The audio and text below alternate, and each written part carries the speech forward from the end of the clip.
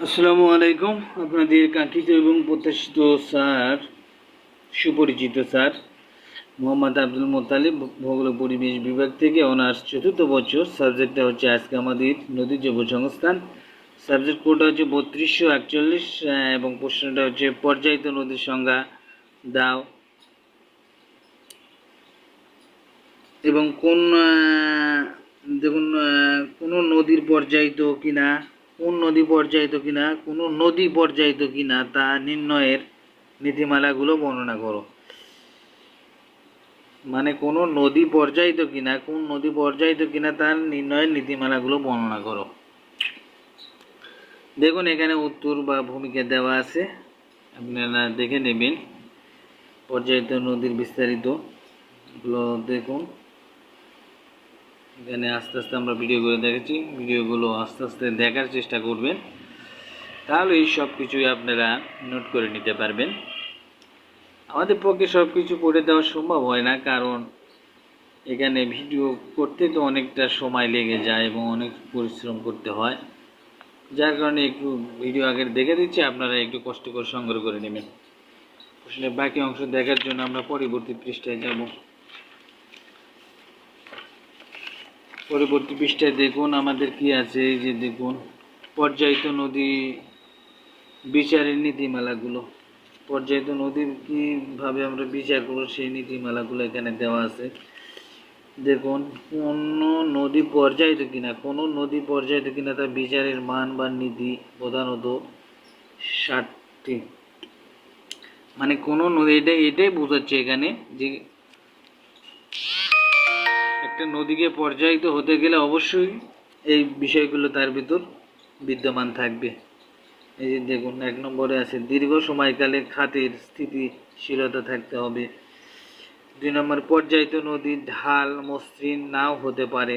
3 নম্বর নরম পলির ওপর ঘর্ষণ চিহ্নের অভাব দেখা যাবে। 4 নম্বর বাধা সৃষ্টিকারী শিলার ওপর ঢাল মসৃণ হতে হবে।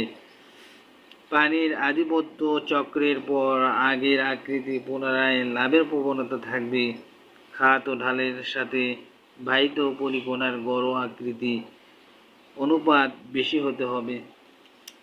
তলদেশের পলির সাথে ঘর্ষণজনিত বাধা এবং নদীতে প্রয়োগকৃত আকর্ষণ শক্তির মধ্যে ভারসাম্য থাকবে।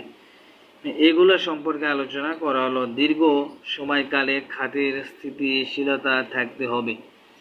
এই যে দেখুন প্রশ্নটা, দীর্ঘ সময়কালে খাতের স্থিতিশীলতা থাকতে হবে। বিস্তারিতগুলো পড়ে নেবেন। পরবর্তী পৃষ্ঠায় যাবো আমরা প্রশ্নের বাকি অংশ দেখার জন্য। যে পর্যায়িত নদীর ঢালের মসৃণ নাও হতে পারে, এই বিস্তারিতগুলো এখানে তুলে ধরেছে, আপনারা দেখুন। প্রিয় দর্শক, ছাত্রছাত্রী ভাই ও বোনদের সকলদের জন্যই ভূগোল পরিবেশ বিভাগ থেকে প্রতিদিন আপনাদের জন্য নতুন নতুন ভিডিও নিয়ে আমরা হাজির হব। আপনারা আমাদের সঙ্গে থাকুন বিডি এডুকেশনাল চ্যানেলটিতে, বিডি এডুকেশনাল টিপ চ্যানেলটিতে ভূগোল বিষয়ের সকল প্রশ্ন সহ প্র্যাকটিক্যাল, এডুকেশনাল টিপস, গণিত এবং এডুকেশনাল টিপসগুলো নিয়ে সব সময় আমাদের বিডি এডুকেশনাল টিপ চ্যানেলটিতে আছি। আপনারা আমাদের সঙ্গে থাকুন। এই যে এখানে একটা চিত্র দেখুন, আমরা একটা চিত্র দেখতে পাচ্ছি হেনরি লেব্রিজ বেলেসেপে লাইলের উপর চিত্র।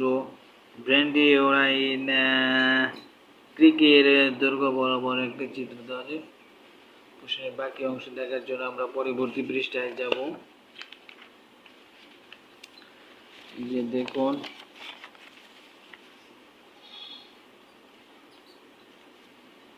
নরম নরম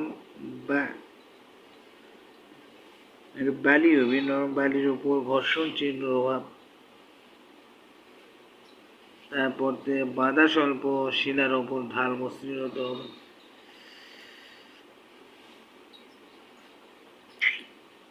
দেখুন বিস্তারিতগুলো দেখে নিন।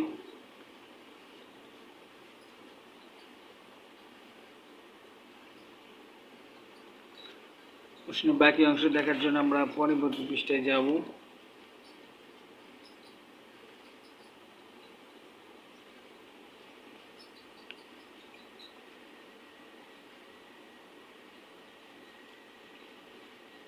এখানে দেখুন পানির আধিপত্য এবং চক্রের পর আগের আকৃতি পুনরায় লাভের প্রবণতা থাকবে। 6 নম্বর পয়েন্ট, খাত ও ঢালের সাথে বাহিত পানি পলিকণা গড় আকৃতির অনুপাত বেশি হবে।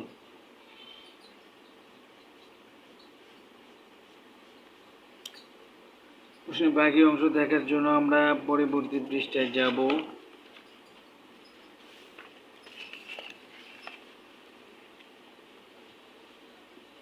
7 নম্বর পয়েন্ট, তলদেশে পলির ঘর্ষণজনিত বাধা এবং নদীতে প্রকৃত আকর্ষণ শক্তির মধ্যে ভারসাম্যতা থাকবে। বিস্তারিতগুলো আপনারা দেখে নিন।